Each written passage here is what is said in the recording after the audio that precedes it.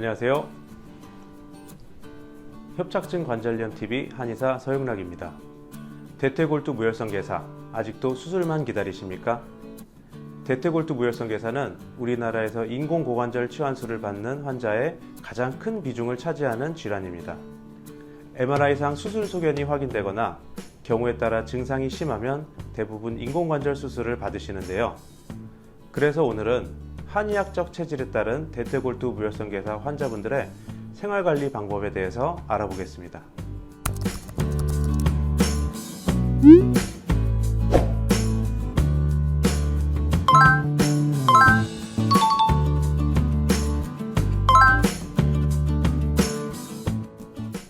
대퇴골두 무혈성 괴사 환자분들을 보면 크게 두 가지 체질의 환자분들이 있습니다.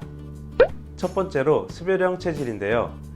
습열형의 특징은 얼굴이 붉고 몸에 열이 많으며 땀도 많고 체격이 좋고 활동적입니다. 젊은 남성에서 대퇴골두 무혈성 괴사의 발생이 제일 높은데요. 젊은 남성분들 중에 습열형 체질인 분들이 많습니다. 이분들은 열을 내려주는 치료가 필요한데요. 그러면 열을 내려주는 방법에는 어떤 것들이 있을까요? 동의보감에는 여러 바이러스 질환이나 열성 질환에 삼두탕을 활용했습니다. 삼두탕은 세 개의 콩을 의미하는데요. 서리태라고 불리는 흑두, 팥으로 불리는 적소두, 그리고 녹두로 구성됩니다. 내가 습열형 체질이라면 삼두를 같은 양을 넣고 물을 충분히 넣어서 끓인 다음 냉장고에 넣고 물처럼 드셔보십시오. 몸에 열을 내리고 염증을 덜 생기게 하는데 도움을 줄 것입니다. 삼두는 대퇴골두 무혈성 괴사 외에도 열로 인해서 생기는 통풍, 당뇨, 고혈압에도 좋습니다. 습열 체질에 좋은 한약재들도 있습니다. 대표적으로 대황과 작약이 있는데요. 대황의 경우에는 대변을 통해서 습열을 빠져나가게 하고, 작약은 장의 연동 운동을 돕고 근육의 활성화를 통해서 몸의 습열이 밖으로 빠져나가는 데 도움을 줍니다. 한의학 처방으로는 지실도채탕이나 사물탕 가감방을 활용할 수 있습니다. 습열형 체질의 환자분들은 생활관리도 매우 중요합니다. 내 몸에 습열이 많이 있는데 외부에서 습열을 가중시킬 수 있는 술을 마신다면 더욱 습열 체질이 되면서 대퇴골두 무혈성 괴사가 심해질 수밖에 없습니다. 그렇기 때문에 대퇴골두 무혈성 괴사 환자분들은 꼭 술을 마시지 않는 것이 필요합니다. 또한 습열적 성질을 가진 음식으로 육류가 있습니다. 그래서 육류의 섭취 또한 줄이는 것이 좋은데요. 습열을 밖으로 빼기 위한 좋은 생활관리 중 하나로 사우나가 있습니다. 몸에 열이 많은 젊은 남성분들이 사우나를 하면 몸이 개운해지는 이유가 바로 땀을 통해서 열이 방출되기 때문에 습열 체질의 대퇴골두 무혈성 괴사 환자분들은 사우나를 하시면 좋습니다. 지금까지 알아본 습열형 체질은 대퇴골두 무혈성 괴사 환자 중 거의 80% 정도에 해당합니다. 나머지 20%는 바로 허약형 체질인데요. 이분들의 특징은 땀이 잘 안 나고 추위를 많이 타며 근육량이 적고 뼈도 약해서 몸이 허약하고 평소 피로감을 많이 느끼며 무슨 일을 해도 남보다 빨리 지치는 경향이 있습니다. 그리고 나는 술도 안 마시고 스테로이드를 맞거나 먹은 적도 없는데 대퇴골두 무혈성 괴사 진단을 받았다고 하는 분들 중에 허약형 체질이 많습니다. 이분들은 몸을 보강하는 치료가 필요합니다. 허약형 체질에는 몸을 보강해 줄 수 있는 대표적인 약재인 인삼, 홍삼, 그리고 한약 처방인 팔물탕 등을 통해서 몸의 기능을 올려주고 혈류순환을 개선하는 데 도움을 줄 수 있습니다. 체질에 상관없이 생활관리 방법 중 가장 중요한 것이 바로 수면인데요. 수면은 우리 몸을 정상화시키는 매우 중요한 작용을 합니다.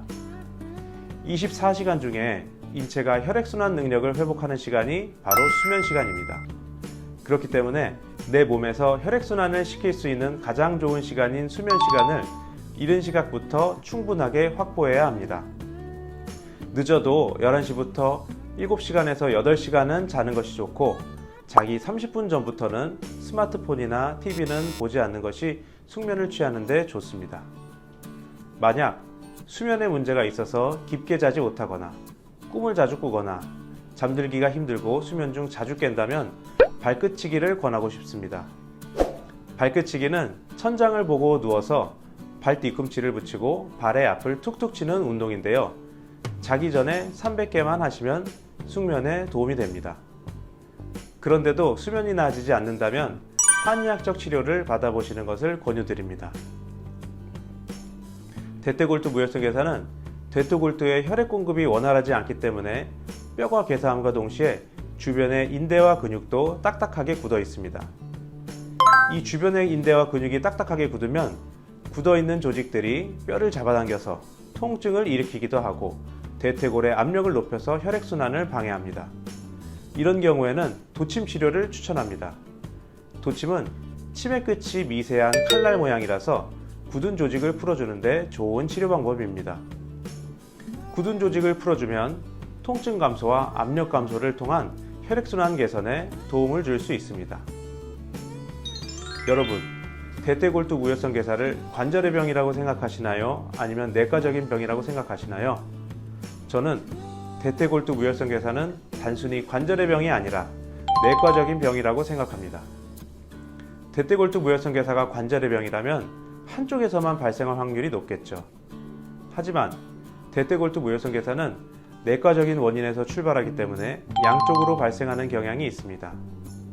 또한 대퇴골두 무혈성 괴사는 외상이나 타박으로 인해 하나의 조직에서 문제가 생기는 경우보다는 관절 전체로 혈액순환을 잘 못 시켜줘서 괴사와 함몰이 발생하는 내과적인 질환이라고 생각합니다. 대퇴골두 무혈성 괴사를 단순히 관절의 문제라고만 생각한다면 절반밖에 치료가 되지 않습니다. 관절의 문제이기 전에 우리 몸의 종합적인 문제, 내과적인 문제, 체질의 문제입니다. 그래서 체질 개선을 꼭 함께 하셔야 합니다. 오늘 제가 언급했던 습열형, 허약형 체질에 따른 생활관리 방법과 체질에 상관없이 대퇴골두 무혈성 괴사 환자분이라면 매우 중요한 수면과 도침 치료를 꼭 기억해 주시고 오늘은 이만 마치겠습니다. 감사합니다.